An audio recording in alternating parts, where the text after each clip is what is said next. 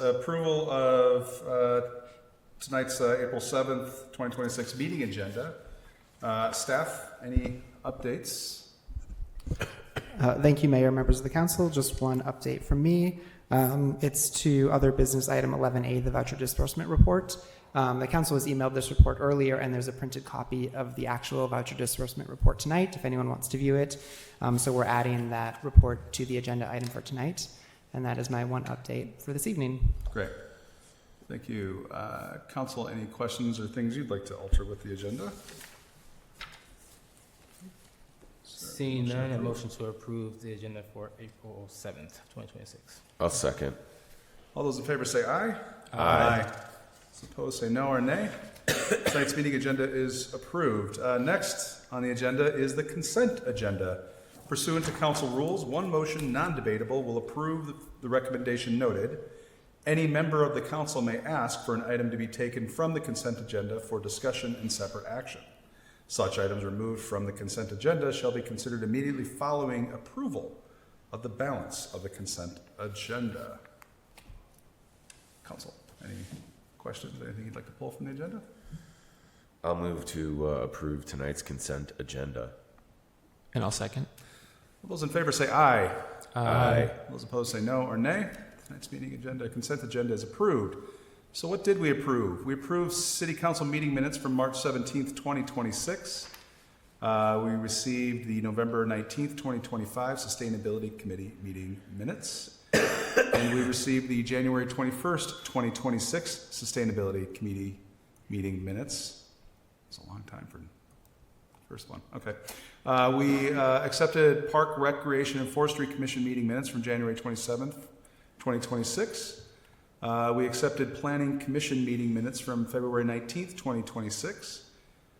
We approved credit card charges and payments. We adopted a resolution amending the 2025 general fund budget. We approved an off-site gambling application for the City of Lakes Youth Hockey Association.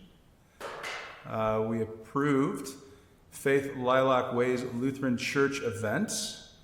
We approved North Memorial Manor Park mobile food units in excess of 10 days a year. We approved Robin Center's mobile food unit in excess of 10 days a year. We approved a resolution of support for a grant application to the Met Council Livable Communities Program for 3839 Lakeland Avenue Affordable Housing Project. And we approved licenses. Next up, under presentations, we have Stormwater Pollution Prevention Plan Annual Report.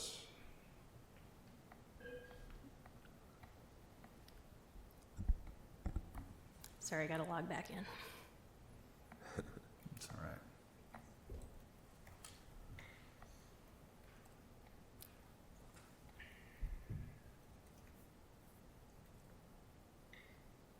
Okay. Hey, good evening, Mayor, Council members. I'm Jenna Wolf. I'm your Water Resources Specialist for the city. Tonight, I'm going to be talking a lot about water and specifically stormwater. So tonight, we're talking about our Stormwater Pollution Prevention Plan, or our SWIP, along with an annual report. So I thought I'd start things off kind of fun with a fun question: where does water go when it rains? Most of the time, you think, oh, it falls in the grass, seeps into the ground, goes back into the system. But what about those things like our sidewalks, our roads, our roofs, those parking lots? That doesn't allow water to go anywhere, right? Because it's impervious surface. So where does it have to go? It goes into our storm sewer system for the city. Now we have more than 26 miles of storm sewer pipe. Now that's pretty impressive considering Robbinsdale is a 1 mile wide by 2 mile long city. So 26 miles is a lot of storm sewer. And guess where all that storm sewer goes? It goes to our lakes, our ponds, and our streams.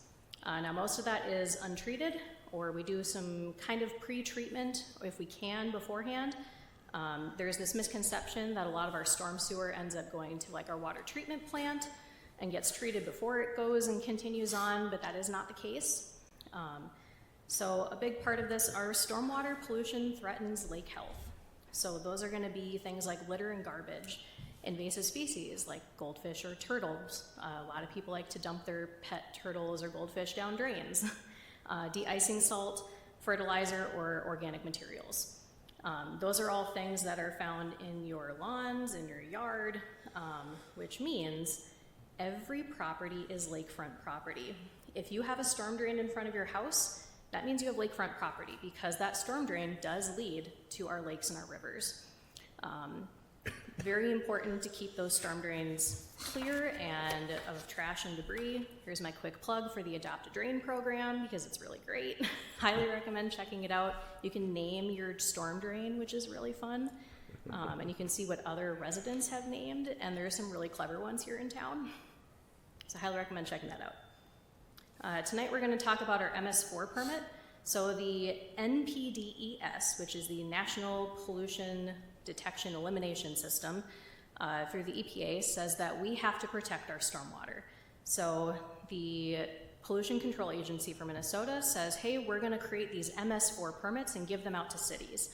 Basically, these are the guidelines and regulations that say how we are supposed to protect our storm sewers. That generally applies to cities with populations over 10,000, which includes us, just designed to reduce the amount of sediment and other pollutants that enter those storm sewer systems. It involves a lot of inspections, record keeping, reporting, and they also say that we have to have a SWIP as part of our MS4 permit, our Stormwater Pollution Prevention Plan. There's 6 key components to that. I'll go into detail for each one, but the first one is public education outreach. Second is public participation. 3 is illicit discharge detection and elimination. 4, construction site stormwater runoff control. 5, post-construction stormwater management. And 6, pollution prevention and good housekeeping.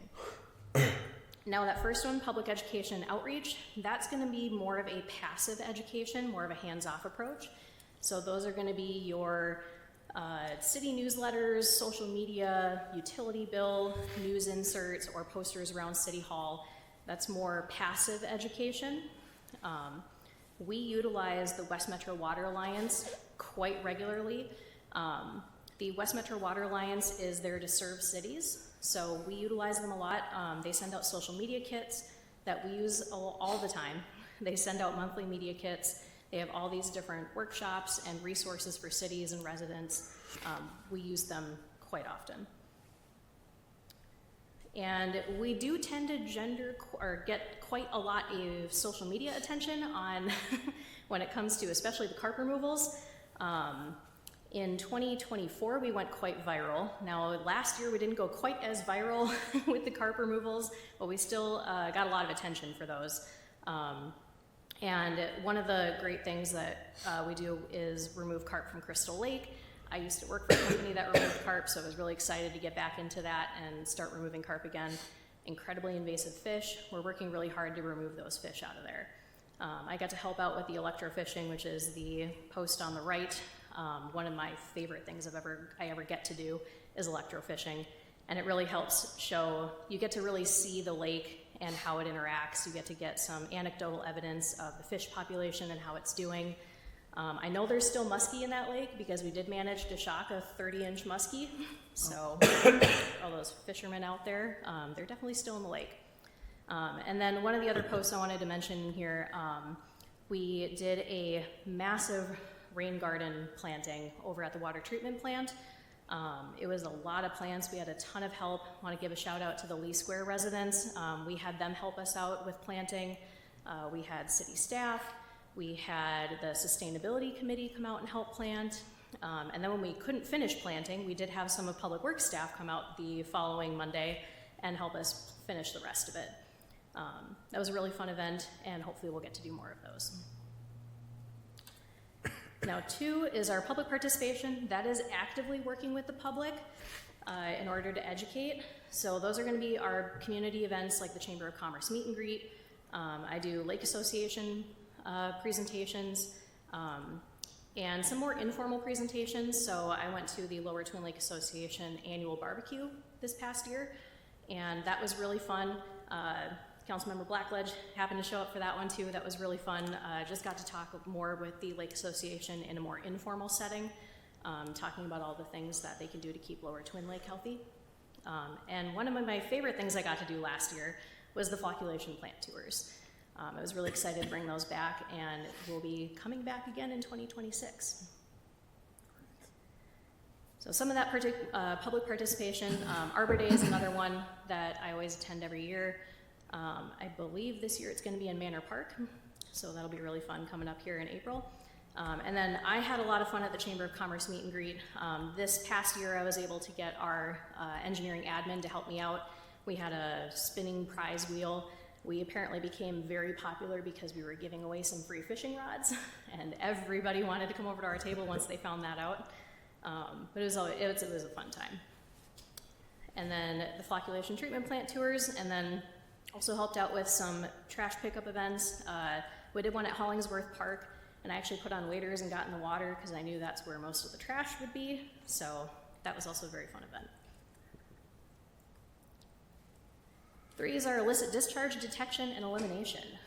So an illicit discharge is defined as any material entering the storm sewer other than stormwater. So that's going to be your sediment, excess nutrients like fertilizer, leaves, grass clippings, petroleum products, any animal waste. So if you have pet dogs, if it enters a storm sewer, that is an illicit discharge. Toxic chemicals, debris, trash, litter, all that stuff. And it's not as nefarious as that top picture there of the person dumping, chemicals down the storm drain. Most of the time it's the one like the bottom right where it's just trash that's entering, or a lot of times I deal with either hydraulic fuel leaks or just brake fluid and things like that in the street. It's not quite as nefarious as you would think. Now, a lot of that, so we locate, investigate, and eliminate local sources. Now, we do conduct illicit discharge training for city staff, and that's going to be any field staff. So that's going to be our public works, our police, our fire department, even anybody that goes outside and could potentially see it. I've even included some of the recreation staff in that because they do programs outside. So I've kind of expanded it a little bit more because I am a one-woman crew and I can't be everywhere in the city at the same time to see these things happening. So I really depend on either my fellow coworkers or residents to let me know what's happening, because if I don't see it, I don't know. And that's why we really want residents to let us know when they see something that's strange. I'm more than happy to go out and take a look at it.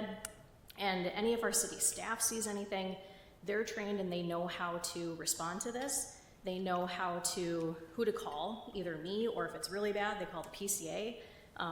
Most of the time they're calling me saying, hey, I saw like a neighbor blowing leaves into the street. They're not allowed to do that. Or they'll say, hey, we've had this car sitting here for a while in the street and it's starting to leak fluid and it looks like it's going towards the storm drain. Our city staff are really good at reporting that to me. And even if things that break that are city staff vehicles, like some of our bigger machinery, they know how to clean that up right away. And then we even actually have a spill response trailer that we had created about 1.5 years ago. It's been really important. Thankfully, we haven't really needed to use it. So of course, once you create it, you don't need it, but we want to have it there just in case. Those are going to be for your bigger responses that we would potentially need. It has, the booms, it has, the floor dry, it has all the different things you would need in order to respond very quickly to a situation. I know a few years ago we had the Sipes oil spill. That would have been really helpful to have because you just hook up the trailer and you go to the situation. So we're really lucky that we're able to have that, and thankfully we haven't had to use it, but we do have it there just in case we need it. I do want to give a quick example of an illicit discharge that happened last year. It happened on May 7th. Now, this was a collection of really good things happening. So the bad thing that happened was Walters ended up having a hydraulic fuel leak in one of their lifting arms. And I got a call from one of our public works staff, and he was like, hey, I just see this truck on the side of the road, right off of Lake Drive, and it's leaking fuel or leaking something. And I was like, oh, thank you for letting me know. I'm gonna go out right now. So I got out there, and I gotta give a shout out to Walters. They did a great job dealing with this situation. Their driver had a spill kit in his vehicle. knew how to deploy that, was able to stop the fluid, and it was hydraulic fuel, so hydraulic fuel from really going any further, because across the street is Crystal Lake, which is an impaired water. It's really important that we don't let that get into the storm sewer. So he was able to throw out his spill kit, and then within 15 minutes of me being there, there was a repair guy there from Walters that had already been sent out. The repair guy was able to repair the arm enough that they could get it into a position where they could drive it away. He was able to clean up the rest of it off the truck itself. And then he had a whole supply kit of spill response. So he stayed out there, he threw out all the floor dry, was able to dispose of it very quickly. I wanted to give a good shout out to Walters because they did a very good job with this. And this was a combination of really good training on both Walters' part and our city staff part. So because of this, no hydraulic fuel got into the storm sewer, which is really awesome. Now our number 4 of our control measures, so we have construction site stormwater runoff control. So anytime we have a construction site that is going to be constructed with disturbed more than an acre, I do a review of that. Now that's a pretty big building plan review, so they have to create their own SWIP. So for this construction site, we only had one in 2025, which was the Sandburn Park Storm Sewer Project. We're a very developed city here, so we typically don't have a lot of sites that are more than an acre that would trigger me doing this bigger review. Now, I do get reviews for other smaller site projects. Typically don't need to do a whole lot of review on those. Those are gonna be your garage demolishes and rebuilding, or they're putting in a new patio, that kind of thing. But when we have sites that are over an acre, I do have to do weekly construction site inspections to make sure that they are following the proper erosion control practices. And then I also have to go out anytime we receive more than ½ an inch of rainfall within 24 hours, because rain is when construction sites tend to go wrong. Those are the times when the erosion control measures are really going to get put to the test. And I do have to give it to Sanborn Park, the construction contractor that we've been working with, Henches. They've actually been doing a really good job. They have bio rolls throughout the entire park. Now, because they started so late in the year, I only have 11 inspections in 2025. Now, I'm not including all the other smaller sites that I typically also inspect, but for the Sanborn Park Sewer Project, I only had 11 sites before they closed down for the winter. Now, when they close down for the winter, they stop construction and everything is frozen. I only have to inspect the site once a month because things should be frozen, things shouldn't be happening. Now we have noticed, I will say with the Sanborn Park project, now that things are starting to get warmer, we have started those weekly inspections again. We are aware of some fencing issues. For whatever reason, we're not sure why, but some of the fence on the north end keeps getting knocked down. The contractor is aware of it. They have been very good at responding to my requests, and they also do their own weekly inspections as well. So they have been very good about doing that. They've been a very good company to work with on the erosion control protection side of things, and I've enjoyed working with them on that. They've been very responsive to things. So they are aware of the fencing problem, so we're gonna try to hopefully come up with some sort of solution there. We don't know if it's kids knocking the fence down, but it's some A-frames and then a big metal fence that keeps getting knocked down for some reason. But some of those things that I look for on construction sites are gonna be your silt fences. Those are really common. Bio rolls are another very common construction erosion protection. So bio rolls are gonna be found all throughout the Sanborn project. So those are those big green logs, essentially. Those stop any of the sediment and other things from leaving the site. Rock entrances are really, really big too. Either rock entrance or they have some sort of aggregate that stops that sediment from leaving the site. So when you have trucks and things that are entering and leaving, they unfortunately can cause a lot of sediment to get into our streets. So street sweeping is another thing that we ask them to do. If I see that when I do my weekly inspection that there's a lot of sediment in the street, I will email them, call them, and say, hey, guys, you got some sediment in the street, you got to do some street sweeping here. They're very responsive to that, and I know in 2024, when we had a different street reconstruction project, they were doing weekly street sweepings. Street sweeping is a very common practice for these contractors, and they've been doing a really good job with that for the Sanborn Park project. Now, our fifth measure is going to be our post-construction stormwater management. So when you have these bigger buildings, like the Reeve, for example, that are going to be adding a lot of impervious, they're going to be adding a lot of complications to the storm sewer. A lot of times we ask that they put in either underground tanks, ponds, rain gardens, different ways to kind of pre-treat that stormwater before it goes elsewhere. So like with the Reeve, they have an underground storage system that they have to manage themselves. I do yearly inspections on these to make sure that they are being maintained. And even within our own city, whenever we do these types of projects, these big construction projects, we'll put in a rain garden, we'll put in sediment ponds, and then I inspect them yearly to make sure that they're being maintained. So even as on the city side of things, we are still inspecting our own infrastructure as well. We just want to make sure that it's going to continue to function because we want these things to have a continued lifespan. And we want to ensure compliance. So one of the great things about a rain garden is that it not just only benefits the stormwater, it benefits a lot of other things like our pollinators, our reptiles, insects, and even our mammals. So this was a picture I took of a fox that had a den in a rain garden, which is really incredible. And just kind of goes to show how great these little spaces are for our wildlife.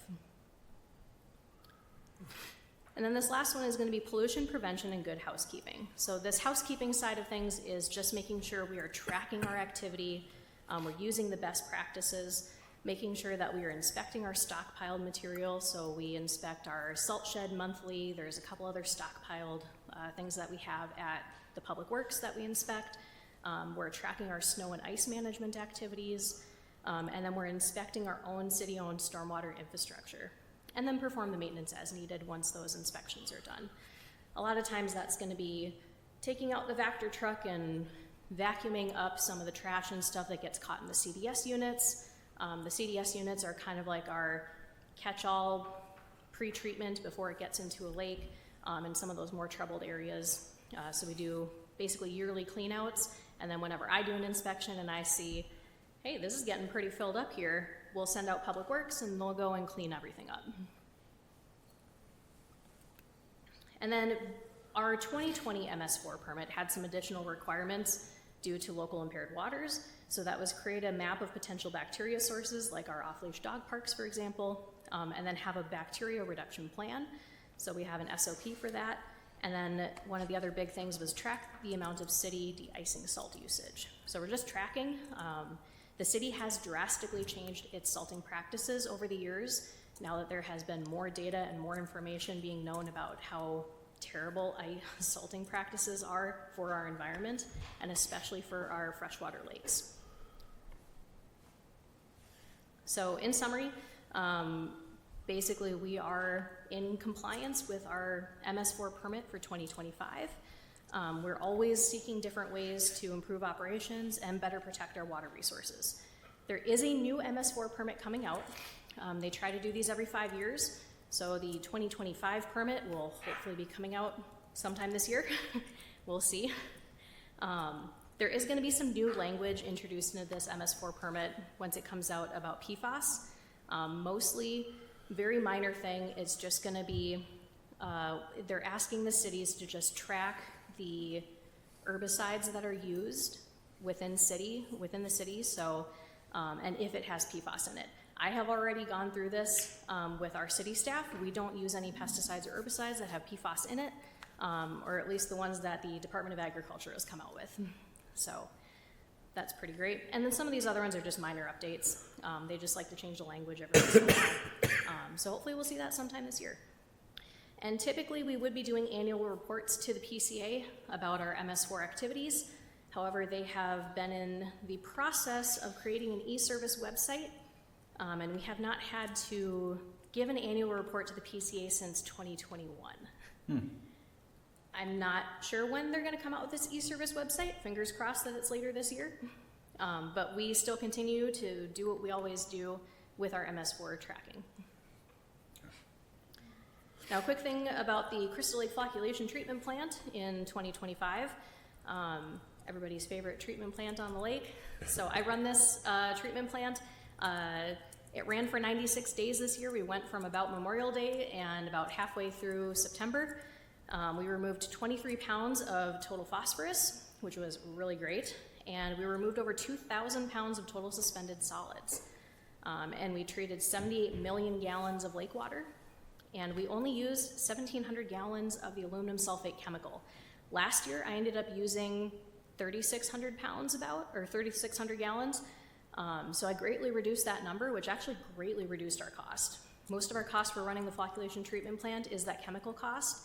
I just was able to found a sweet spot this last year, and we were still able to remove a lot of phosphorus, total suspended solids, and we got to use less chemical. So it's kind of a win-win for everybody. And we brought the tours back, which was awesome. I'm sorry, you brought the tubes? The tours. I think it's the tubes. I was like... Now, the plan for 2026, I plan on running the flocculation treatment plant from Memorial Day to Labor Day. That's kind of the important time to run this treatment plant on the lake so that we can remove the most amount of phosphorus and total suspended solids, kind of the best bang for our buck with this chemical. And we will do more flocculation tours. So I'm excited to bring that back. I had a lot of great input from residents. I think we had 55 total participants, which was really fun. A lot of the residents got to learn about the flocculation treatment plant, but then I also gave a pretty detailed history of the lake as well. It's got a very unique history and kind of explains how the lake got to that point to where we're at today. And gives a lot of good background information. And then of course, we talked about what residents can do to protect their lakes. We do also have more carp removals scheduled on Crystal Lake. I know the Shingle Creek Watershed is still trying to get the final report from WSB. They anecdotally think that there's about 215 pounds per acre still in that lake of carp, and we want to get below 100 pounds per acre. So that 100 pounds per acre threshold is when you hit ecological damage, and we want to get it below that. So Shingle Creek is probably going to be doing another year of carp removals. Hopefully we'll be able to continue knocking that down. They have trouble reproducing from what we understand, so we're pretty confident we'll eventually get most of the control of the carp. It's really hard to eradicate them completely, and a lot of times they will come back anyways. But if you can get it below that 100 pounds per acre, that's when we see less ecological damage happening. Our native fish populations can do their own population control of the fish. So we're just trying to hit that point. We do also plan to do more algae control on Crystal Lake. Last year I did do an algae treatment on Crystal Lake just on the north half of the lake as kind of like a test because we hadn't done this type of treatment before for the lake. It responded really well for about 3 weeks. I ended up testing the lake water before we did the treatment, and then I did it about a week and a half after we did the treatment. It greatly reduced the chlorophyll A concentration in the lake, in that section of the lake. And it actually, the algae chemical that we're using, it actually disperses really well. And so I did have a test area that wasn't in the area where we treated the lake, and that still had lower concentrations as well. So that was really promising. So hopefully we'll be doing a full lake treatment this year. I plan to try to do it a little earlier in the season so we can try to get more control of that algae right away. The algae sometimes can create those toxic algae blooms that we don't want because those can harm people and animals. Okay. So hopefully getting more control of that will help out that problem. We do also have a lake water quality assessment survey out. It got launched earlier this spring. I'm very excited about it. I just want to have a baseline understanding of what residents view water quality. What do you think the city's doing? What do you think we could be doing better? I always want to hear people's opinions on this. I want to hear people's ideas, and having this survey out there will help me kind of tailor education a little better, and then also help with maybe some lake management plans as well. We are in a very unique situation where we have a lake that is impaired, we have a lake that was delisted, and then we have a lake that we share with 3 other jurisdictions. So Getting an understanding what people think that lake water quality is going to be really important moving forward. So you might see myself and our Green Corps member Gwen out later in the summer asking people to take these surveys. You might see some more signage around the lakes, just asking people to take that survey. And then the Sohaki Park Water Quality Improvement Project is moving forward. They were able to get some more funding for that, some more grant funding, and I believe they're gonna maybe potentially start construction this winter, if they can get the bids out in the right amount of time. There's gonna be a lot more public engagement before that happens, so keep your eyes out for some more public engagement on it.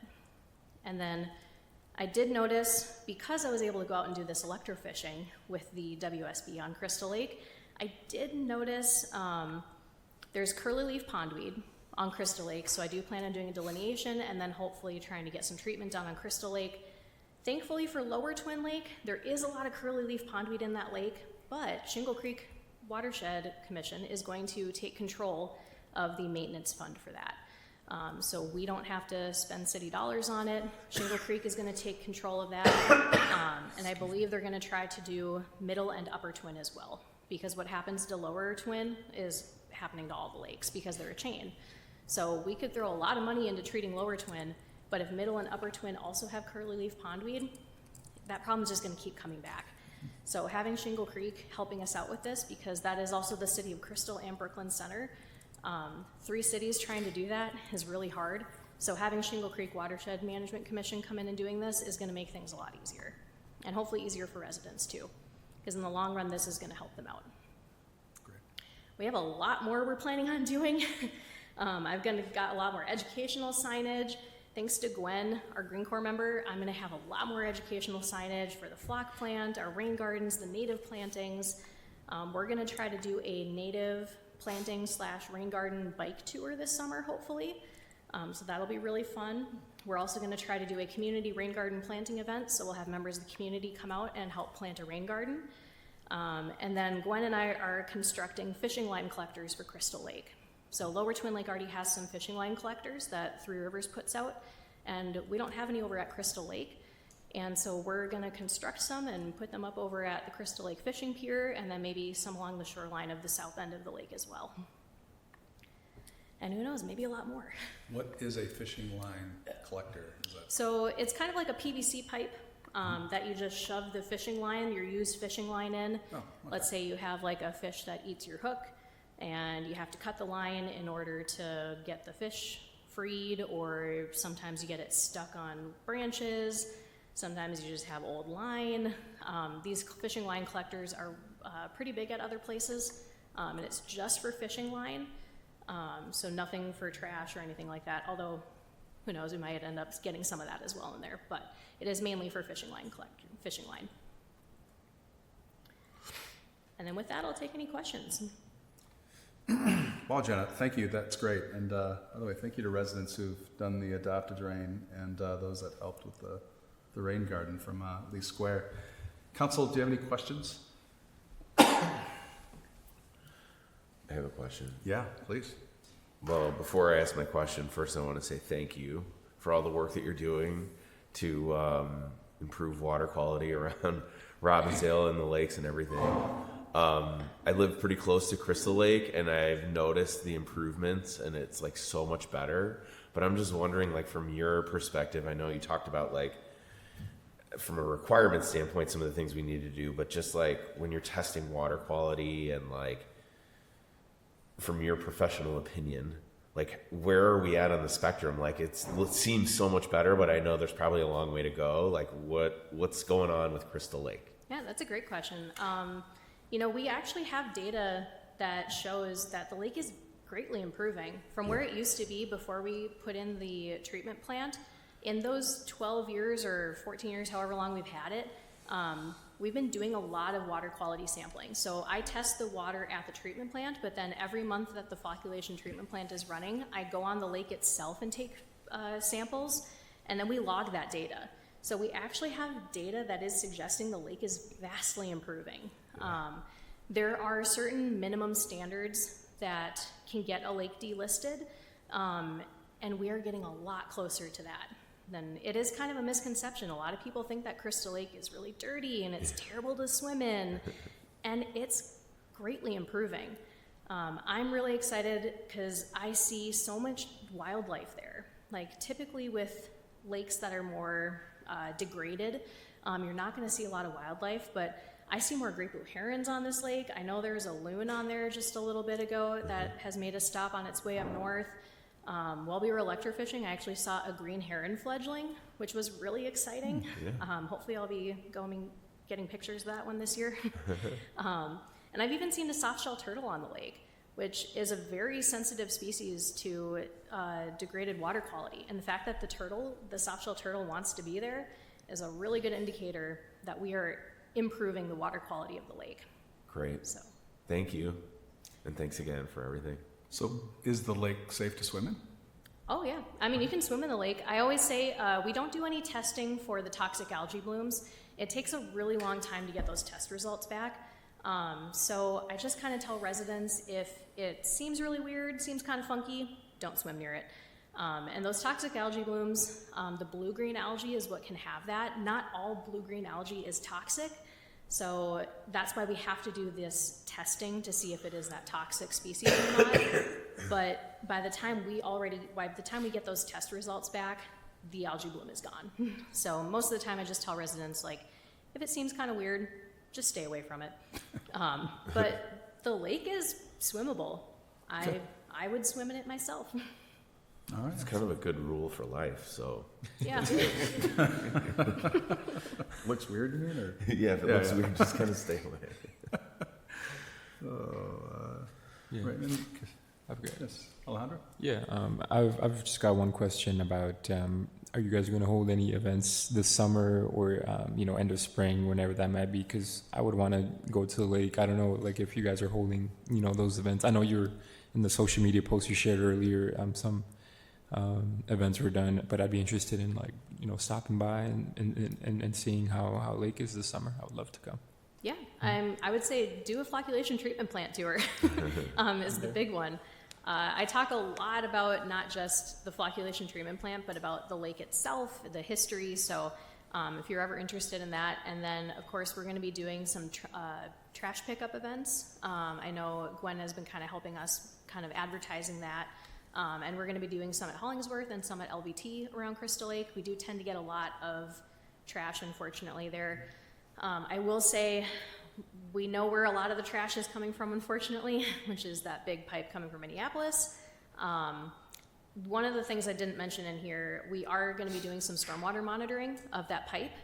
So we're going to be getting some actual data to say what kind of water is actually coming through that pipe from Minneapolis.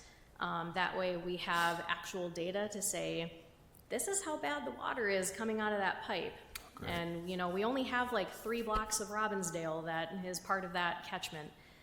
Most of that water in that pipe comes from Minneapolis, and we're actually putting the stormwater monitoring right at the border of Robbinsdale and Minneapolis.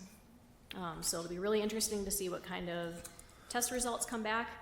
I kind of already have an idea what it's going to be like, but just so you know that we are working towards kind of working with Minneapolis, and Shingle Creek Watershed has gotten involved too to help us out with that.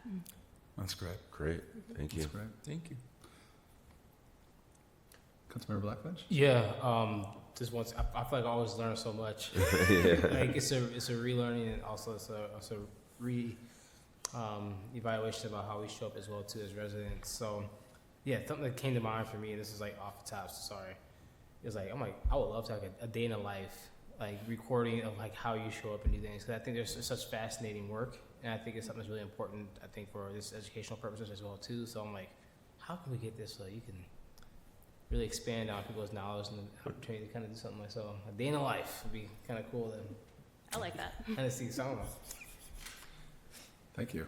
I too have another question or two. So going back to the leaks from cars on streets and whatnot. So, I mean, general rule of thumb, you don't want your car bleeding any kind of fluid. But if it is, and naturally that's going to end up right in the storm drains, like what is the process if you see that? And I hate to even go down the path of does the person get ticketed, but I wonder like what's the mechanism that kind of, forces that not to pollute our lakes? Yeah, that's a good question. And it is a little tricky when it comes to cars on the street. Typically what would happen if I see an illicit discharge happening, I would send out a violation. First, I would send out a letter saying, hey, on this date, I noticed this. Here's some pictures attached. You need to have it remediated by this date, or the next steps will happen. Okay. And if they don't, then we would go into the process of, if they refuse to clean things up, then essentially we would start the abatement process. We would have Public Works go out, clean it up, and then assess that cost to their property taxes. However, it's a little different when it comes to the street parking because it is a car versus a property. I don't have a way to fine a car. I can only fine a property. So I've been trying to kind of figure this out. We did have a repeat problem with some vehicles on a street that were leaking brake fluid, different things like that. And it was really difficult. I think we kind of came to the point where the police had to get involved with it because I don't have a real say in it. I can say that I think the house that the cars belong to is this house, but I can't confirm that. It makes it a little bit more difficult of a process. Most of the time we're dealing with properties themselves. Like if I see, I've had some properties that have been, I see trash in their catchment basin and it's a private catchment basin, and I just send a violation letter and say, hey, this is an illicit discharge violation. You need to have it done by this date, or we go forward with another process. And all the time, I haven't had it where I've had to find somebody. It's a little difficult with the street parking is the problem. Yep. Okay. Thanks for that. And I've been there, right? And I've had a car that changed its own oil. I just needed to put oil in it. And that was before I knew the impact, but really to the environment. And just, I know everybody's situation is different, but at the end of the day, it doesn't mean you get to pollute the lakes and streets. And so I'm open to discuss that at a future time too, like whatever we can do to help. Let's see, did I have another question? Because I think you answered most of it.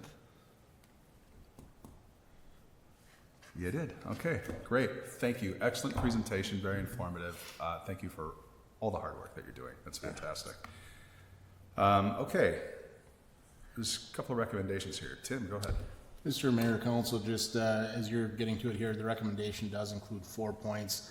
Number 2 requires that you hold public input, so I'd make a recommendation that you make space for any potential public input at this time. Okay, well, great.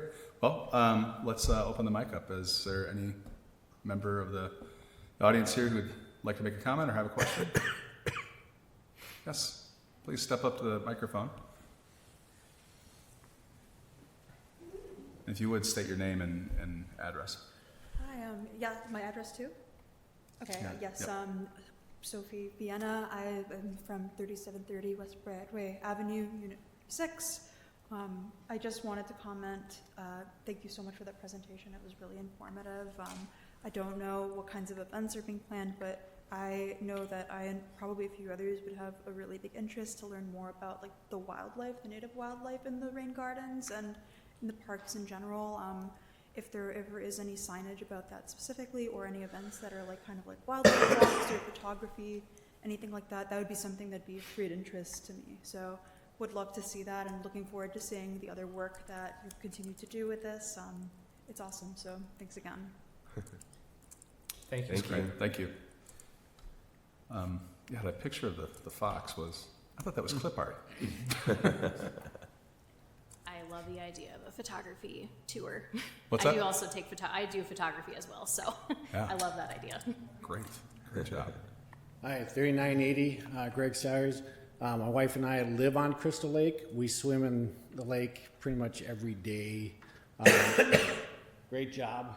I think the lake is super clean to us, and all the neighbors that live on the lake on our side, we really work hard to keep it clean, keep the garbage out. We pick up our property on the shoreline and stuff. So I'm very, very excited to hear the news just getting better and better 14 years ago when we lived here, moved down the lake. It was dirty. It's gotten much better. So, thank you. So, great job. Thanks. Thank you, Greg.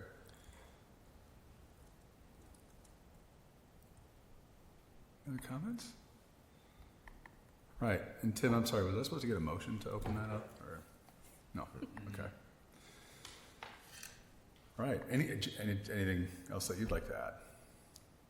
No, I love the comments. I will think about the wildlife, maybe photography walking tour. I have a fisheries and wildlife biology degree, so it's not just fish that I care about. I'm a big bird nerd, so maybe we can do like a birding tour sometime. That would be fun. Yeah, some great birds, honestly. Yeah. I think actually there's like 2 loons on the lake right now. I think there might be, and I think I saw a loon on Ryan Lake as well. So Oh, that's fantastic. they're starting to make their It's way really through. cool to hear their call. It's like, Yeah. it is. Okay, so Tim, just point of order here. So we've got some recommendations. Are these motion? Are we making a motion, or are we just calling them out? Mr. Mayor, Council, I would entertain a single motion for items 1, 3, and 4. If it is the desire of council to break those out, we can certainly do it that way too. A single motion sounds. Yeah, I is think that- so. Somebody want to make that single motion? I can go for it. You look for it? You got it. Okay. Don't fight over it, please. Here we go. All right. I motion to receive and note the annual report on the adopted SWPPP compliance for the 2025 calendar year. Hold the public input meeting to receive any comments and input regarding the adopted SWPPP. Grant delegated authority to the Public Works Director, City Engineer, and City Manager to process all comments received, create and keep a record of decision on each comment, and advise the City Council of those decisions, as well as authorizing the City Manager to sign the standard annual report upon the conclusion of comment investigation and submit the report to the MPCA by the designated date. I'll second. All those in favor say aye. Aye. Those opposed say no or nay. All right, passed. Again, nice work. Thank you. Thank you. Thank Thanks. you. And thank you for those so that gave comment too. All right.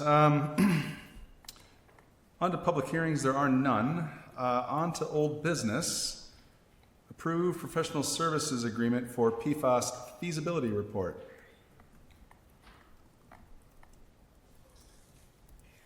Well, Mr. Mayor, council members, some people say it's difficult to follow me after a presentation, but I think tonight it's going to be difficult to follow Jenna's presentation.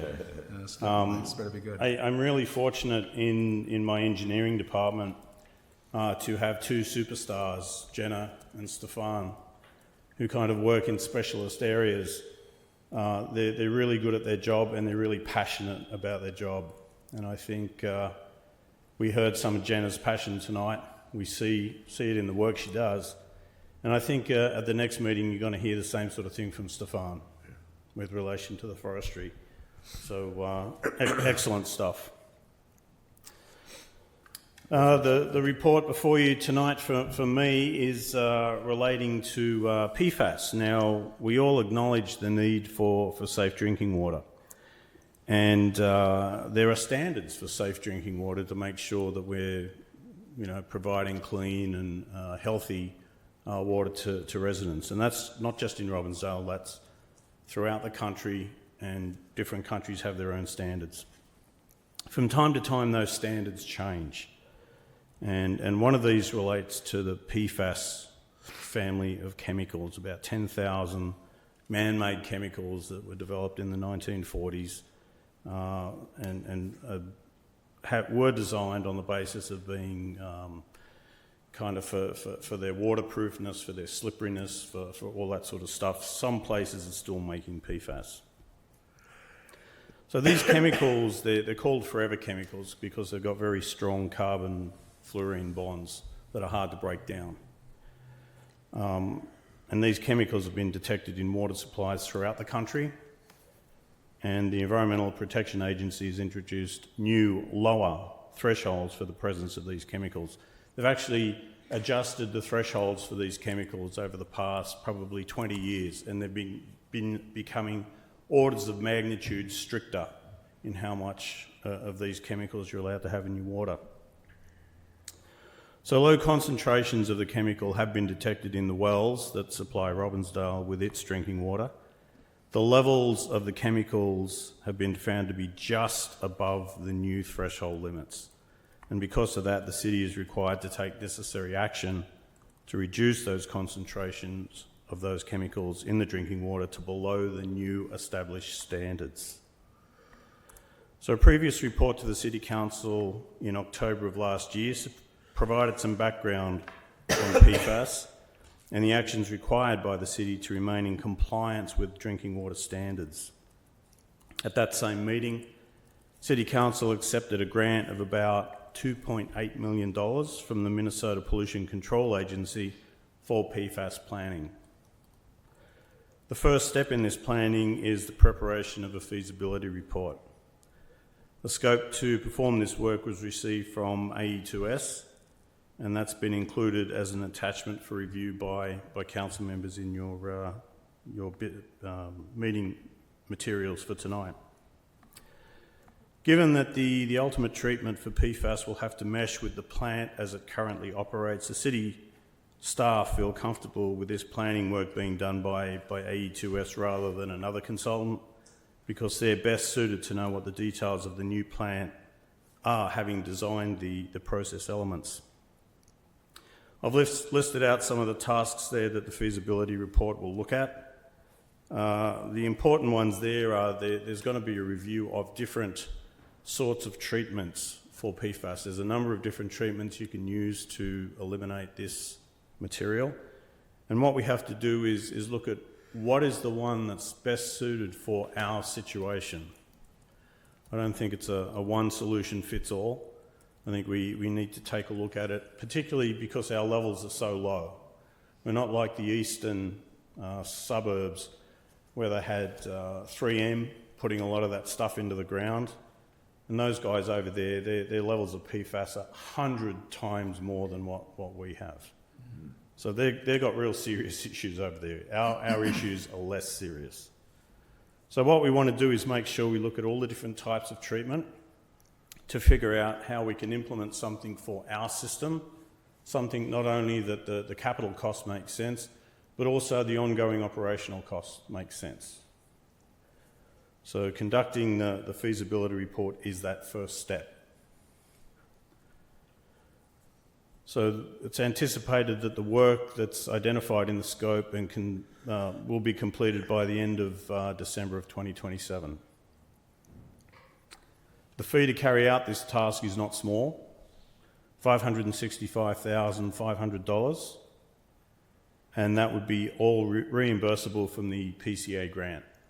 So it's not money that the city we have to expend it, but then we get it reimbursed. So there's no net cost to the city at the end of all this. Great. So based on the results of the feasibility report, the next steps in the process will be identified, and then further reports will be presented to the City Council with scope and cost to move to those next steps. And just a reminder that the city has to be in compliance with these new standards by April of 2029. There's been some talk with the current federal administration of moving that out, but I haven't seen anything to confirm that. So we're going to go on the basis that April 2029 is when we need to be in compliance. If we can get there sooner, we will do so. So city staff concurs with the scope that's been provided for the work for this portion of the PFAS planning process and recommends approval of the proposal and professional services agreement for a fee not to exceed $565,500. And just to note that the city attorney has reviewed all of the documents and is good with them. Thank you, Richard. Council, any questions, comments, concerns? Thanks for following up. Yeah, this is great. I'm glad to see where we report with this as well. Like, I know it's been a conversation that we had last year as well. So, yeah, thanks.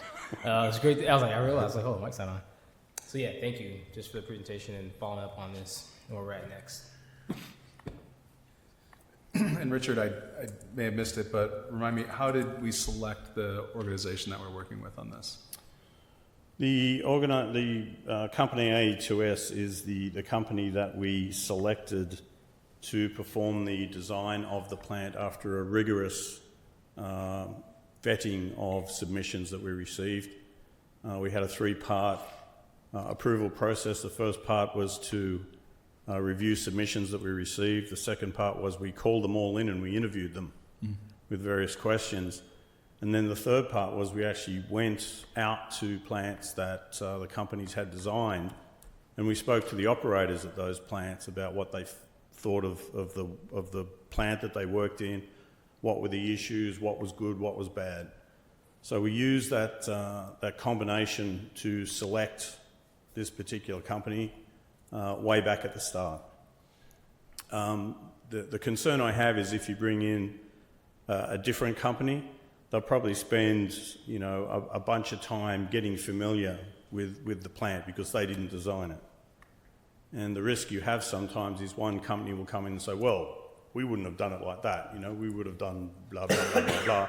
We reckon you should change things around and do this, that, and the other. That's not what we're looking for. We've got limited time here. We've got to get going on this PFAS feasibility study. So there's a time benefit, and I'm assuming, I don't know the going rate for this type of work, but would you say AE2S, are they competitive with other organizations? Of course, knowing that more time has got to be, and cost goes into somebody who's unfamiliar with the plant. Mr. Mayor, included at the back of the submission I provided was the hourly fee and expense schedule from AE2S. And it's very, very similar to other companies that are out there. Okay. One thing we are blessed with in Minnesota is we've got a lot of good consultants that deal with water infrastructure. And AE2S is certainly one of the best. Thank you, Richard. Any other questions? All right. Is there a motion to approve? Do you want to finish the sentence, or do you want me to say it? No, I'll make a motion. I certainly can.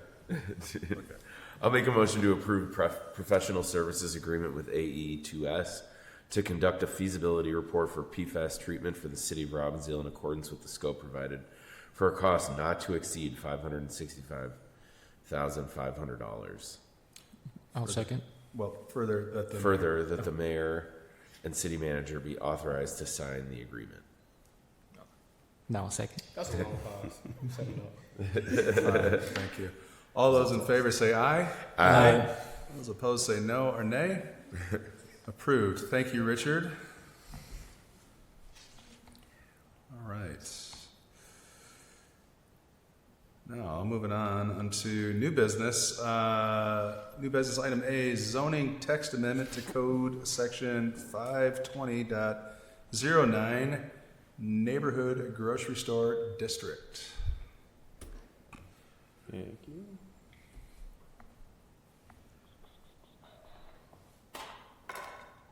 Set up.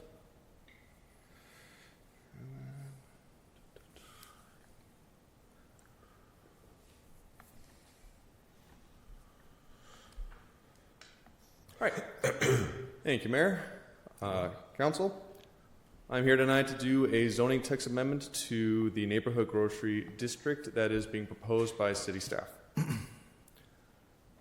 This zoning text amendment is to create just updates in code where we see redundancies within it, and this is one area that we saw was coming irrelevant within code standards.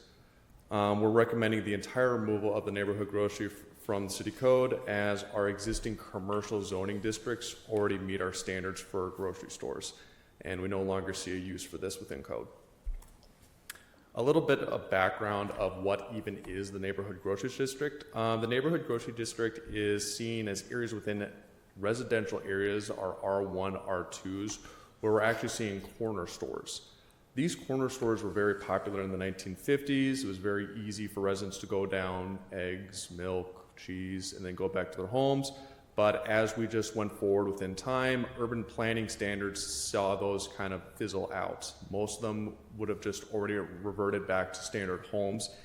At this time within the city, we don't have any neighborhood grocery districts anymore, and they've all turned either into R1 single family or R2 duplex zoning districts within the city. These were seen as compact stores. The one example I've shown here, I actually taken from the Historical Society, was the Olson's Grocery over on Yates Avenue. As you can see, it was just a standard home the individuals would live in and then also run a meat store so they can actually run a business out of there. But as we just went forward, a lot of these have just reverted back into homes themselves. We don't see these anymore.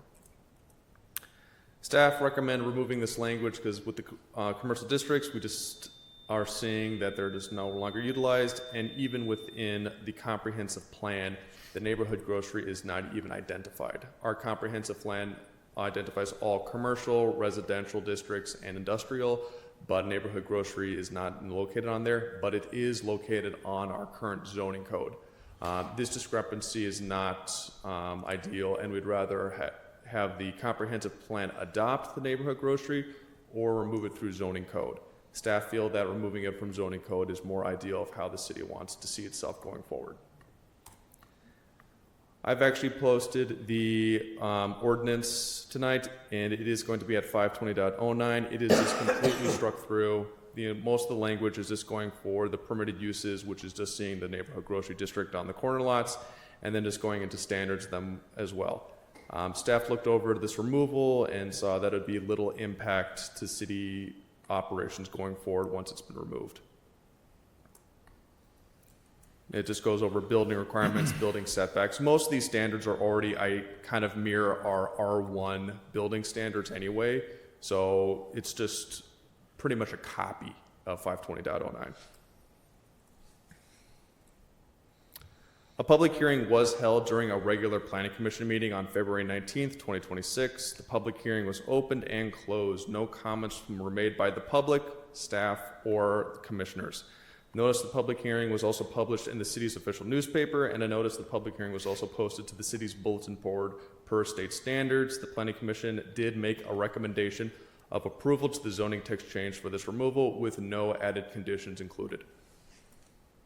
I've got a staff recommendation right there just for adoption of the draft ordinance that was included in the agenda packet, and I'm open to any questions you might have. Thank you, Will. Council, any questions? No. Pretty straightforward. Feels like a part of the past is dying right here, but I mean, it does feel a little bummer. I was looking through city code one day and I noticed that was on there, and I looked through our zoning maps and saw it was not present on anywhere within the city. Yeah. And we do want to keep our code accurate as we go forward. Yeah. I just gave up hope the bunny market was coming back. All right, well, council, is there a motion to approve the first reading of the drafted ordinance with the proposed zoning text changes as presented? Sure. Do I put in? So moved. So moved. Second. Second. All right. All those in favor say aye. Aye. All those opposed say no or nay. Let it be written, let it be done, or stricken.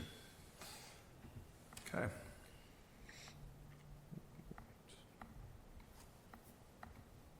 All right.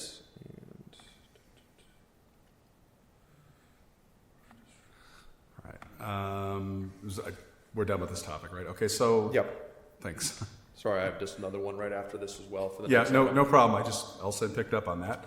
All right, so under new business, item B, conditional use permit for 4740 42nd Avenue North to allow the use of a massage therapy service. All right. Thank you again, Mayor, Council. This is standard practice with every conditional use permit in the city, where we'd have a public hearing with the Planning Commission, and then through their recommendation, it would be brought forward to City Council for final approval. Again, this is going to be a conditional use permit for 4740 42nd Avenue North. Just a little bit of background. That is going to be the old or now previous Sawhorse facility. So the applicant who is with us tonight is Stephanie Keefe. With the consent of the property owner, Mike Mitchell is requesting a conditional use permit to allow the use of a massage service use for the property of 4740 42nd Avenue North. And when I say massage service, I'm referencing what our code identifies it as, a massage therapist. The property is located within our B4 Community Business District, and the massage service is a permitted use per a conditional use permit being approved by City Council. I am just going to give an idea or a layout of where the property is located for Council and for the members within the audience tonight. Through the Hennepin County map, you can actually see there highlighted in blue where the property is. This building is a little bit awkward. It has 3 separate PID located within it. So that's why when I click on the button, only one section, half the building is highlighted. Though Mike Mitchell owns all 3 portions, which would be relevant to this situation. And then on the other side, I use the comprehensive map just to show an idea of where it is roughly within the entire city. Where it's located there, it's kind of that brown with a gray strike through it. That's going to be within our mixed-use residential area. Previously, with the comprehensive plan, we did see the Sawhorse facility being part of high-density residential developments in the future. Though with times changing, this was also in the same comprehensive plan where we saw the light rail going along the BNSF track. We have since changed plans with the light rail, and we've also have since changed plans with this facility as well. Now it is being utilized for commercial use, which is also consistent with the comprehensive plan. You can see here, it might be a little bit difficult to see from the survey with the colors utilized, but it is an improved survey from the engineering department that we saw. This is what is going to be seen here for the Sawhorse facility. Those yellow bars, and I apologize for the difficulty in seeing that, are the parking spaces. Staff did look over the parking utilization for this facility. Mike Mitchell decided to turn the majority of the building into almost a commercial district within itself, where we saw over 28 businesses kind of come in here for utilization. Staff saw that this was also within our transit overlay district. We used those standards to look for parking to make sure they're meeting code requirements. Through that, we ended up using the calculation for commercial and saw that they need around 22 parking spaces. On the west side of the building right there, we are seeing around 21 spaces with an additional handicap spot. And on the east side, we're seeing an additional 12 parking spaces in between the Metro builders and then the building right now. Staff see as they're meeting parking standards at this time, as well as meeting ADA standards with the additional handicap parking per the building department. Here's a little bit of a layout of where Stephanie will be in operation once we're actually going forward. This is going to be the first floor plan right there, and I've highlighted in red her office space. She's going to be the sole proprietor. She'll have no additional employees. She'll be the only license holder, and she'll be doing a one-on-one basis with any customers. She's using Swedish-style massage therapy techniques to help out residents with back pain, chronic pain throughout their bodies to help give relief to the residents of the city. As stated earlier, this is within our transit overlay district, so we did use the TOD standards for the review of this conditional use permit. The only real area of review that we were able to utilize for this conditional use permit was the parking standards. There was no exterior changes to the building, no changes to the parking layout, no changes to the landscaping, so these were areas we really were not able to review. The only exterior change we saw with the building altogether was just a new coat of white paint and then the removal of the sawhorse, just kind of big horse in front of the building there. But since there was no other changes happening, these are areas we're not able to review since they were already previously approved in the past. We've also sent this to other staff members as well, including the building and the chief of police, to make sure that they're comfortable with this business coming in within the city. The chief of police had an opportunity to review the proposed project and stated that he has no concerns with the use being proposed by Stephanie. The chief building official had the opportunity, as well as myself, to enter the building and look over the new businesses being brought in. He did state that he had no issues, and he even was able to go ahead and get a certificate of occupancy approved for the conversion of Sawhorse previous use to this new uses with these individual businesses. With any conditional use permit within the city and for city council approval, we do need to go over the conditional use permit findings of facts. There's 8 facts here. It might be a little redundant, but I'll just go over them quickly with you all to make sure that each fact is being notified and reviewed. The first one is that is it going to be consistent with the comprehensive plan, since this is going to be in our mixed use commercial area residential. This is consistent with the comprehensive plan that staff saw, and since it previously was a business with Sawhorse, it's still being utilized as a business and retail and function. So we saw this as consistent with the comp plan. The second one was the geographical area involved. Since there's no changes happening to the exterior, the parking, or the layout of the facility, it's not a really applicable area to review right now, so we saw no issues. The third one was whether such a use would cause deterioration of the area in which it is proposed. With the chief of police review over the proposed business, his recommendation, seeing that there's no real concern, staff feels comfortable saying that this will not cause deterioration to the neighborhood, especially since the surrounding areas are commercial in nature. It is abutting a rail line, and then it is also next to our downtown areas as well, with high density behind it. The fourth one was the character of the surrounding area. This can also be seen close to the deterioration, and staff did not see any change into the character of the surrounding area. The fifth condition was a demonstrated need for such a use. Per the letter of intention that was included within the agenda package, Stephanie was able to show her business model and show that she was seeing an ability to make customers within the Robbinsdale area.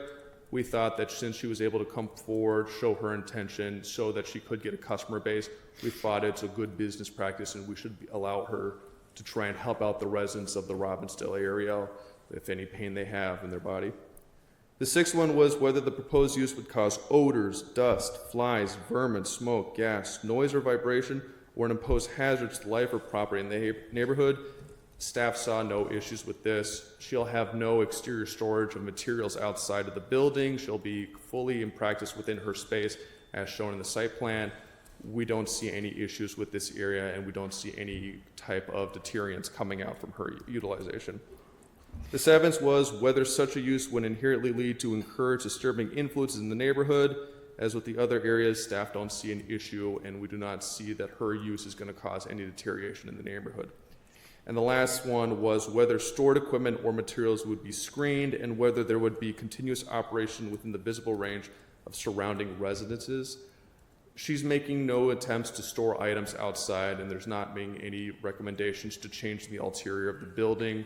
Staff do not see an issue with this area as well. With that, we do not see any issues with the conditional use permit findings of facts and would recommend approval of Stephanie's idea. Finally, we did hold a special planning commission meeting on March 25th, 2026, where a public hearing was opened and held. The public hearing was opened and closed with no comments made by the public, staff, or commissioners. The notice of the public hearing was published in the city's official newspaper and mailed to residences within 350 feet of the subject property. We received no response from any resident about the notices mailed out to them. We also did not receive any notices to the public post in the newspaper or onto the bulletin board with any other conditional use permit. At this time, the Planning Commission also made a recommendation of approval with no added conditions on top of it. With that, I do have a sample motion below approving the draft resolution that was in the agenda packet.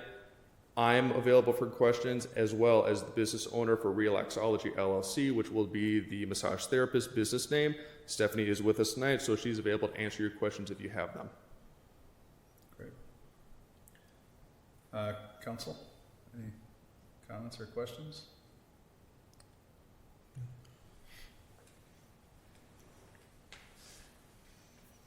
Are you working one up, or? No, I was. No, well, yeah, I would say, yeah, Steph, if you would love to come up and just say why Robbinsdale, and we would love to say hi and get a chance to meet you. That'd be awesome. Hi. I live in Robbinsdale. I love Robbinsdale. I love the downtown area and the lake, and the residents have been really friendly and welcoming, and I look forward to growing my business and my future in Robbinsdale. So that's Awesome. That's great. Thank you. Thank you. Thank you. Appreciate Yeah, it. thank you. Any other questions or comments? Yeah, I haven't seen anything that concerns me. I mean, this is great. It's great that we're adding to the layer of services that we offer residents in Robbinsdale. So thank you, Stephanie. Thank you, Will, for this presentation. And I'll take a motion. There's one. Yeah, I'll make a motion to approve the draft resolution for the conditional use permit for 4740 42nd Avenue North, allowing the use of massage therapy service with the following findings of fact: that the massage conditional use service is a personal service located in a commercial district, which is consistent with the comprehensive plan; that the massage conditional use will be located in a commercial space among a variety of retail and service related uses; and that the conformance with the licensing requirements for therapeutic massage specified in section 613 of the city code and obtaining building permits as needed will ensure that the use will not cause deterioration of the area or other harmful effects; and with the following condition, that the applicant shall conform to section 410 of the city code sign ordinance for all signs, of which I think at this point there aren't any, but if there were, we would need to consider that. Second. Good work. All those in favor say aye. Aye. Those opposed say no or nay. That is approved. Congratulations. Congrats. Yeah. All right. Under new business, item C, Charter Commission reappointment. Thank you, Mayor, members of the council. I can give a brief overview for this item. So I can give a little bit of background is that the Charter Commission is comprised of up to 15 eligible voters in the city of Robbinsdale. Our current city charter commission has 9 members, so we're wanting to keep everyone we can in that. These members serve a 4-year term, and they don't have term limits, but they do have term expiration dates after 4 years. So every 4 years they need to be reappointed, which is done in recommendation from the city council, but officially they're reappointed or appointed by the chief judge of Hennepin County. For this charter commission reappointment, we have Jonathan Hansen, who was appointed last in 2022. He did reach out to request reappointment. He is an active member of the commission and is currently the commission president. So tonight we're asking you to make a motion to consider adopting a resolution to reappoint Jonathan Hansen to the Robbinsdale Charter Commission. And I'll be here for any questions if you have them. Thank you. Council, any questions, comments, concerns? No? Okay. Yeah, I've got no concerns. I haven't heard of any concerns, so is there a motion? Let there be a motion? Want to make a motion? Sure. I'll make a motion from the Charter Commission reappointment. Jonathan. All those in favor say aye. So the motion is to consider the resolution to reappoint Jonathan Hansen to Robbinsdale Charter Commission? Yes? Mm-hmm. Yes. Is there a second? All those in favor say aye. Aye. Those opposed say no or nay. Jonathan Hansen is reappointed. All right, moving on. Item D under new business, authorize staff to issue deferral letters. Thank you, Mr. Mayor, Council. Something the group has been discussing here for really the last couple of years. The City of Robbinsdale has long worked with the Northwest Suburbs Cable Communications Commission, NWSCCC, sometimes referred to as CCX, on a variety of issues, including Robbinsdale. That the commission serves 9 cities with a total population of roughly 350,000 throughout the Northwest suburbs. And again, that operates under a JPA or a joint powers agreement. Some of the one of the reasons we bring that up here tonight is a part of that JPA does include language that authorizes CCX to essentially operate in the franchising role for all cities that are served by this commission. A bit of background: the city of Woodbury was the first successful example to franchise this type of service in Minnesota. Prior to this, broadband communication, there was some question whether or not this fell under the telecommunications umbrella, and right-of-way permitting process for different utilities sort of fall into different areas. Some guided by statutes, some more explicitly through the FTA, but ultimately, again, with the city of Woodbury having success going down this pathway, we're now a part of 6 total cities out of the 9 served by the commission. Going forward in this process. Other cities include Plymouth, Brooklyn Park, Maple Grove, Osseo, Crystal, and New Hope. Again, as this council had discussed, potentially taking this on here in the last year or two, part of the discussion included, working with our partners, not just the commission itself, but some of our neighboring cities geographically, again, served by this group, and knowing that there is strength in numbers, so to speak, knowing that there's a unified approach into how we'd like to go forward. Again, the JPA does have the authority to already do this, so this is something that you've really given permission, the exercise of actually going through that franchising process. You've already agreed to that component through the Joint Powers Agreement. But what we're asking here, really for transparency, for an actionable item to put in front of you, for when the process comes forward, say a right-of-way permit application comes in, staff essentially issues what we're calling a deferral letter. This goes back to the contractor. In tandem, as these types of projects roll out, there can be, whether by way of a pre-construction meeting or ongoing discussions as to what the rollout might look like. Those pieces still happen at our level with the city, but the ultimate franchising piece going forward for these permits to be issued would be required to be formally processed, again, through that the Northwest Suburban Cable Commission. So again, something we've been discussing for a couple of years, putting this in front of you all for an actionable item. But of course, before we get there, staff's happy to respond to any questions, comments, or concerns. Thank you, Tim. Council, any questions, comments, or concerns? Quick question. Councilmember Greenberg. Just as far as I'm in support of this, but just to clarify, from when we say broadband, does that mean that that would apply to anyone accessing like high-speed internet, so beyond just like cable or fiber, but also like wireless high-speed internet, or like what does that apply to when we say broadband? Mr. Mayor, Councilmember Greenberg, so when we're talking about franchising through this process, maybe it's helpful to think in terms of how we franchise other utilities. So as actually through ordinance as a part of your code, we go through a franchising process with like XL Energy. So the actual hard occupation of our right-of-way to gain access so that utility can be delivered through individual homes. So in short, thinking in terms of wireless, this franchising piece does not apply to that. Okay. It's also important to note that we're utilizing broadband under the telecommunications umbrella. There is some, let's call it dispute, as to some maybe organizations that deliver this type of service also produce content. And that gets into a bit of a gray area. So really what we're looking to franchise through that right-of-way process is the broadband specific. For example, if there were a cable company saying, really this is to deliver the content that we've produced, that gets into a gray area. So again, this is specific to what we're describing here as a part of your memo.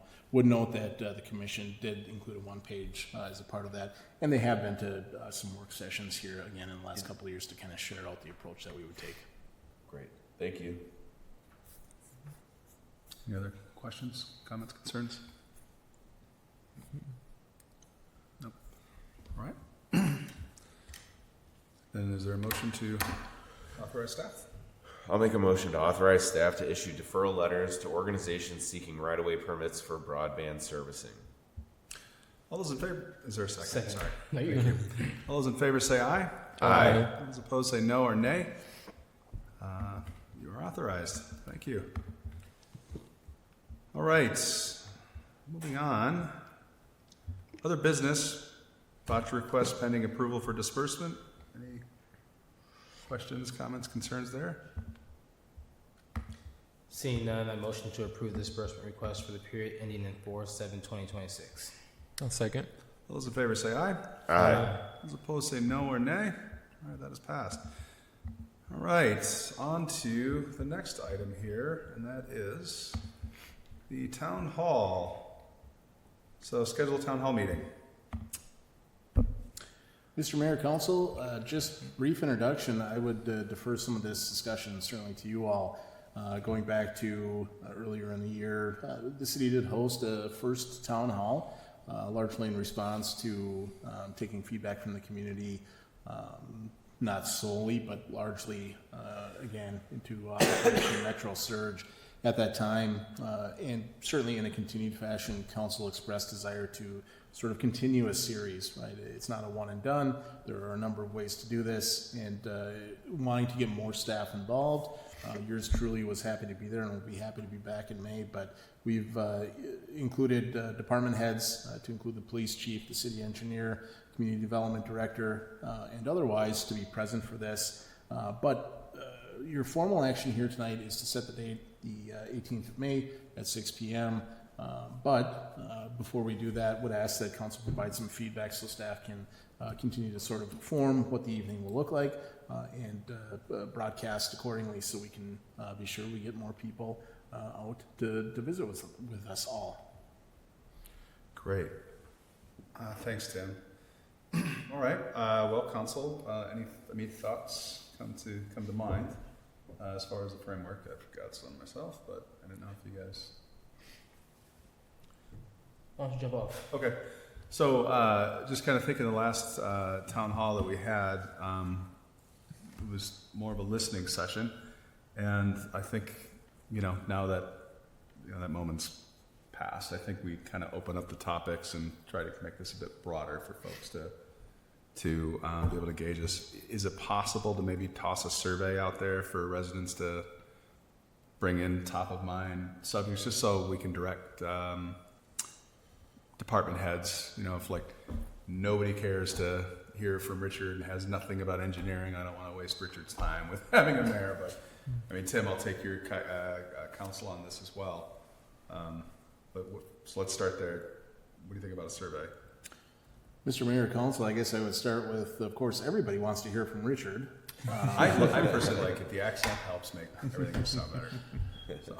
Beyond that, staff would be happy to solicit, get some feelers out there if we can get a theme by way of materials to prep.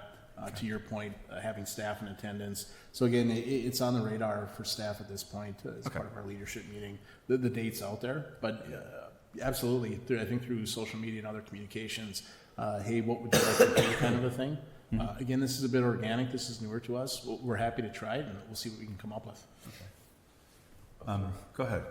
So I think the last time we did this, it was more of in an emergency setting of like really giving a forum to give feedback and be in community. From my perspective, I think like with some planning here, I think it should be more of a community event where, it's like maybe some level of like, yes, we definitely want to hear from residents, but also maybe some like priorities that like the different department heads are focused on. So like here's our areas of focus from police and from engineering, and just like some high level, like we don't have to get into a long presentation, but just like here's who I am and here are some of the things we're focusing on, and then like being open to feedback and just listening to the community.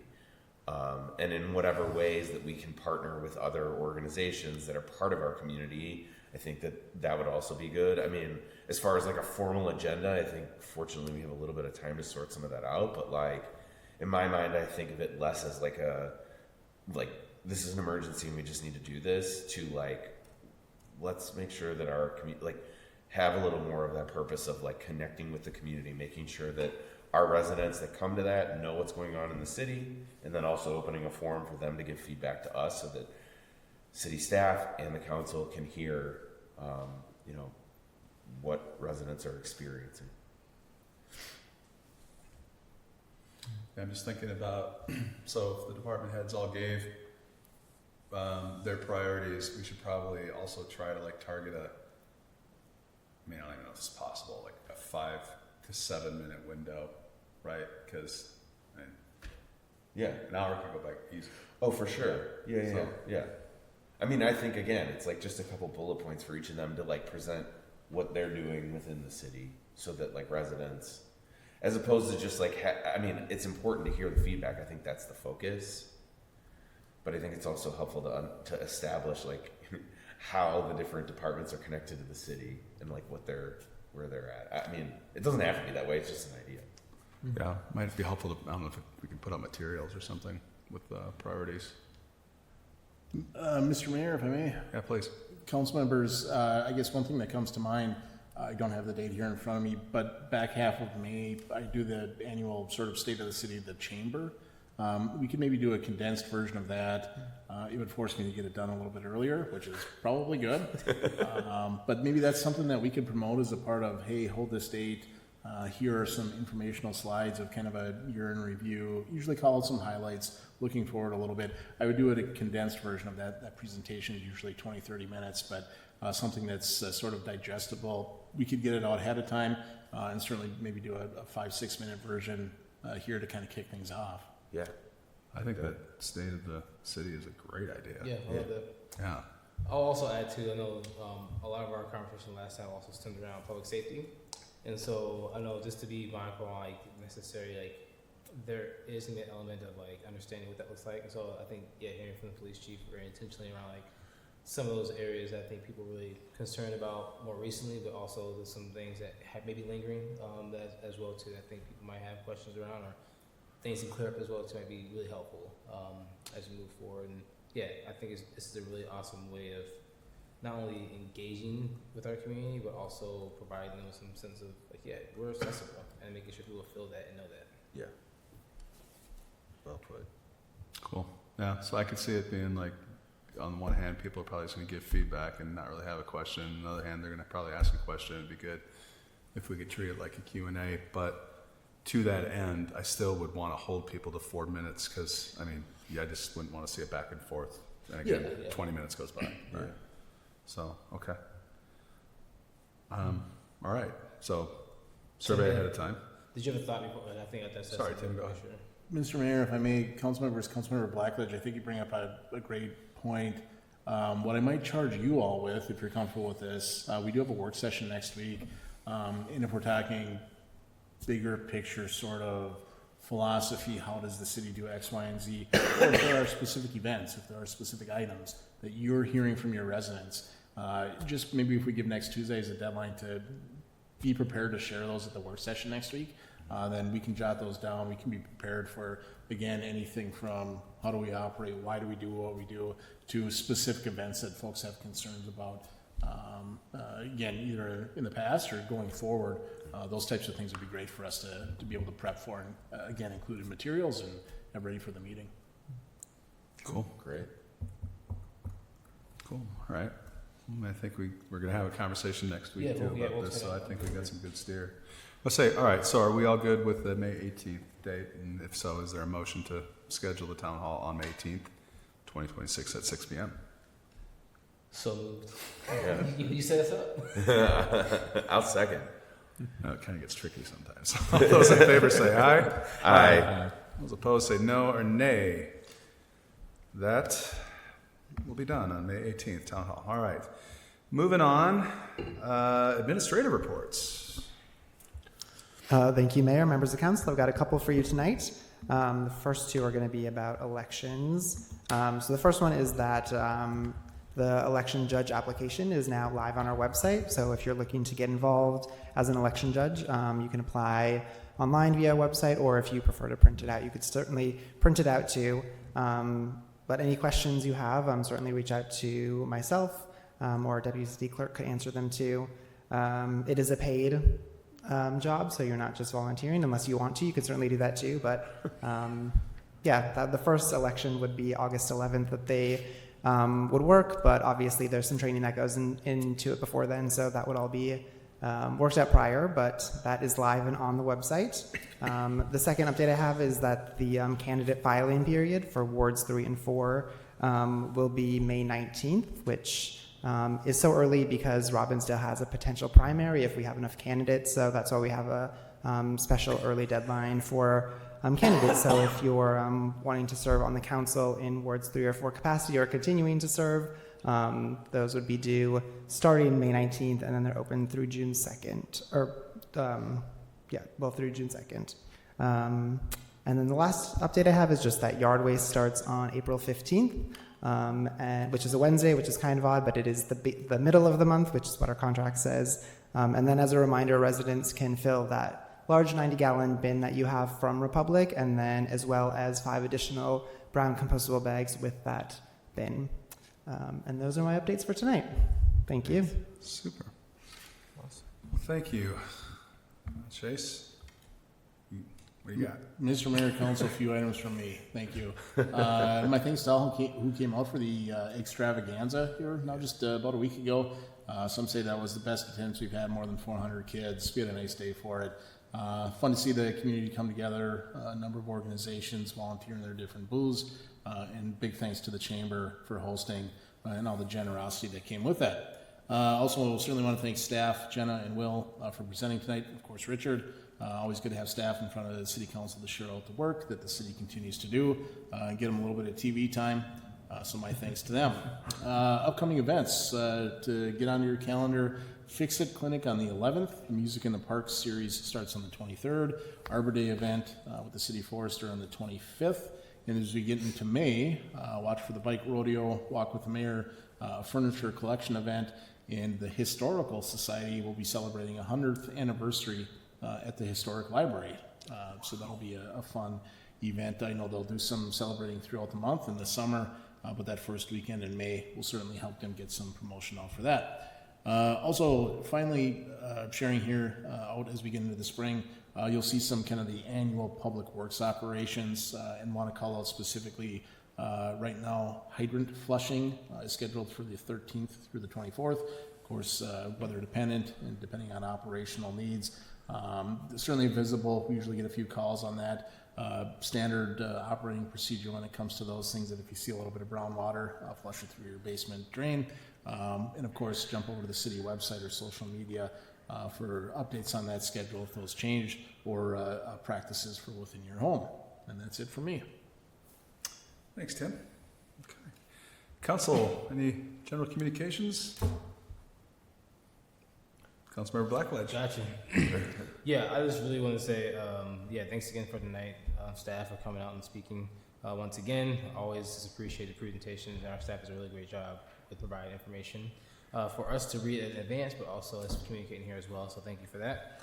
I do want to direct everybody to the Birdtown Brief. It is really, I guess I feel like every time I look at it, there's a lot of information on there and a lot of updates and things and changes happening as well too. And so just want to make sure people are mindful about reading that and reviewing that as you move forward. And yeah, it's beautiful weather. We're transitioning finally, I think, into the spring. So getting close. Excited about that as well too. And get out, say hi to your neighbors, and say hey. All right, that's it. I'm gonna hold off for that. Wow, all right. I've got nothing. Nothing. All right. Well, again, I'll keep it quick, but thank you again. Great presentations, and Richard, you're great. You got 2 superstars. I know Stefan does amazing things as well, and thank you to Will for the work he did tonight. Great presentations, both of you. Wanted to say happy belated Easter, if you can say something like that. And I know some of us are in the middle of Passover, so happy Passover to those who celebrate. And you brought up the Robbinsdale Historical Society, and I think I mentioned this in a work session, maybe it was last month or the month before, but I'll tell it to you here now for everybody who's listening. I love a lot of things about Robbinsdale, but the most recent fun fact I learned about Robbinsdale is that the song, "The Bird is the Word," is actually from 2 guys from Robbinsdale, the Trashmen. And I just don't think it could be a more fitting song for this town. In fact, maybe we make it our town song someday. So, with that, is there a motion to adjourn tonight's meeting? So moved. A second. All those in favor say aye. Aye. All those opposed say no or nay. Meeting adjourned. I almost didn't make it there. Yeah.